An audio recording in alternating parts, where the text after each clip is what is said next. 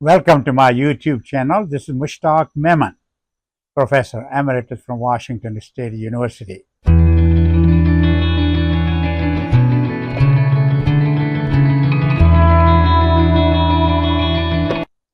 We have a very unique topic today to talk about, which is responsible breeding, the essentials of canine reproduction.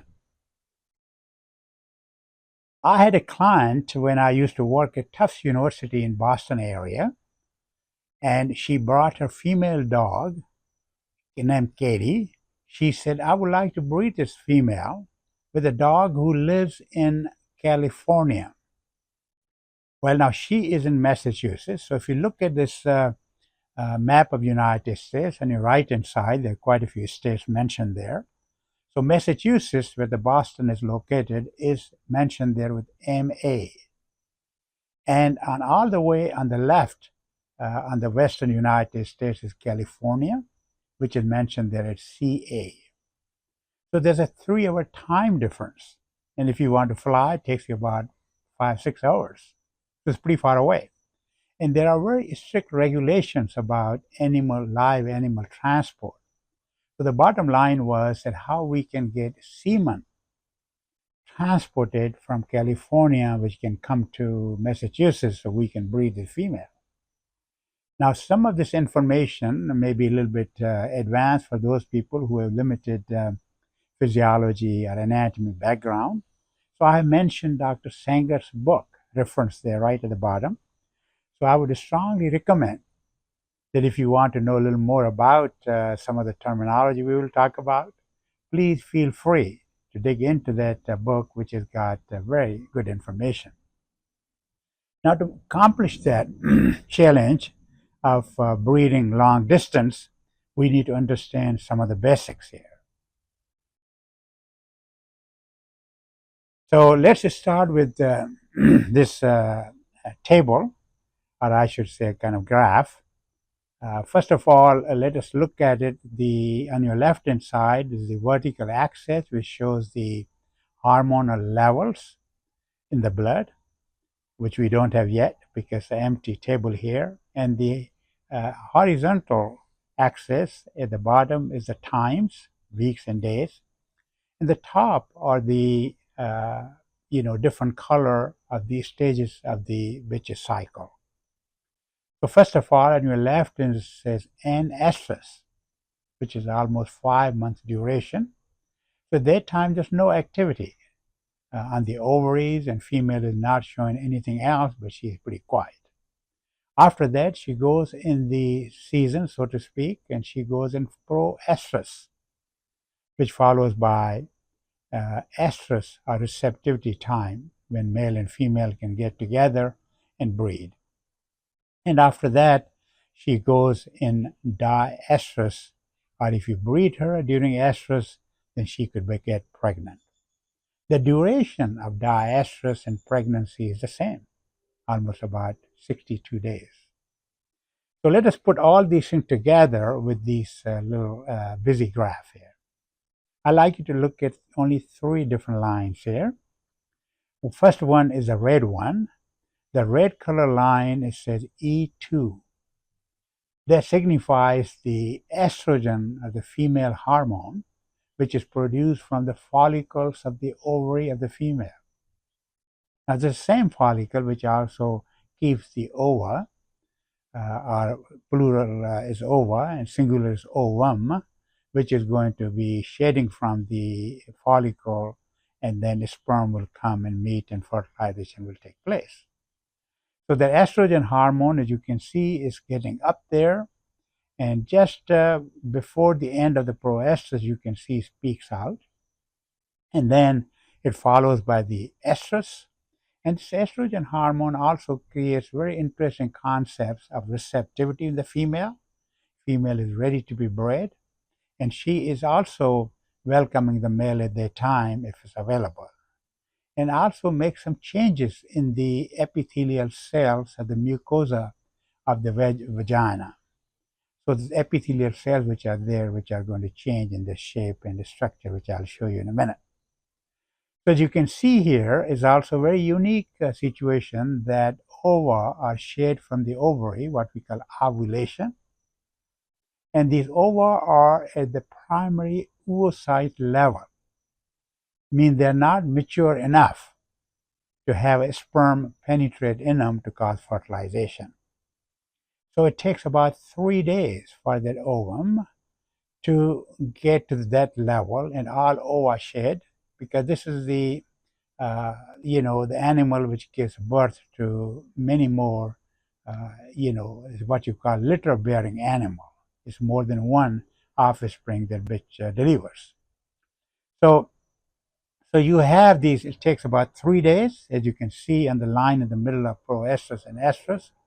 The line shows 0. So that is a 0, means that is a line where we have LH peak. So LH is also the hormone which causes ovulation, meaning the ova come out from the ovary. So you can see there that it takes about 3 days to get these ova all shed, and then 3 more days for these ova to become secondary oocytes. So it takes about 6 days before this sperm coming from the male can penetrate in these ova. So then the female is pregnant, she goes on, and progesterone, P4, it stays up during all these 62 days. Now again, keep in mind that there's no difference between the duration of diestrus and the pregnancy. So even if you don't breed the female, she's going to go through diestrus with all these 62 days. So then the third slide, which I promise I won't show you anymore, it's a complicated slide. This happened to have this hand-drawn picture, comes out from Dr. Shirley Johnston's paper, and it shows you this red area right in the middle, and the long area is the vagina and the female. Very unique one. As you can see, starting from the right-hand side, the vagina goes up there, and then levels up after the pubic symphysis. It's a very slopey kind of, quite a bit slope there. So when male, which is also very unique anatomy of the penis, so when he inserts his penis in the vagina, that he locks that vagina so the semen does not run back. And this is what we are going to keep in mind when we are going to do artificial insemination. So from there, we will just go in and try to go back to Katie. So here we are again. Katie lives in Massachusetts, and the male lives in, California. So now we are going to start managing this breeding. We start working with the female.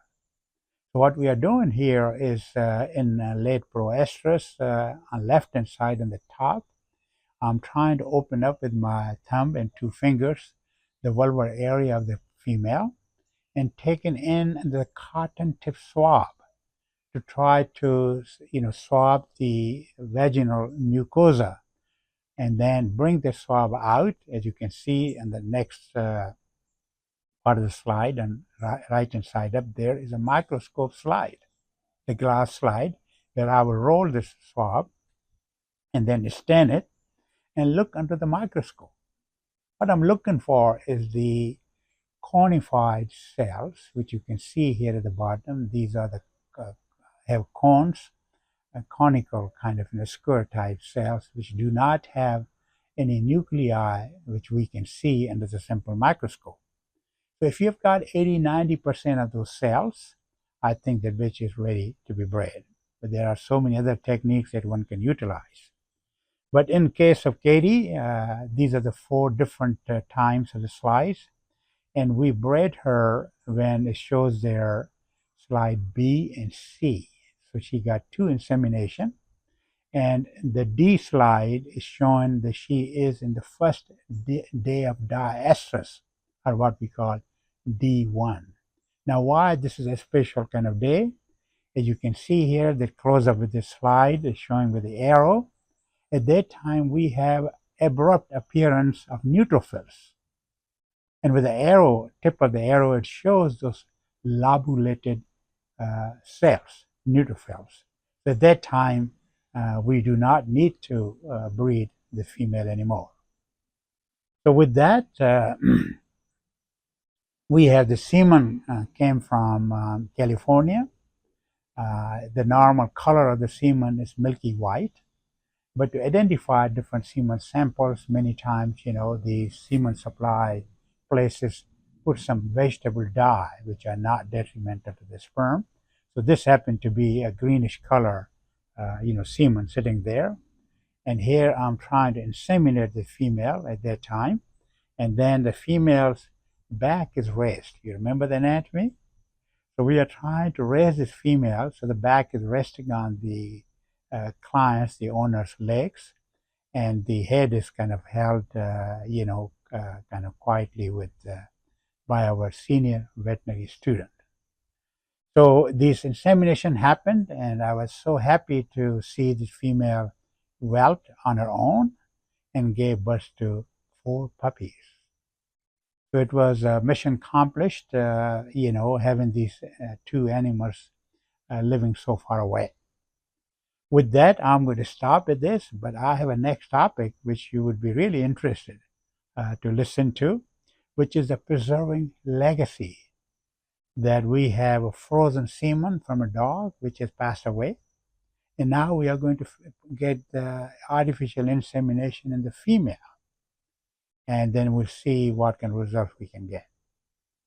So with that, I'm going to stop at this, and I wish you well, and thank you for listening to me. Bye-bye.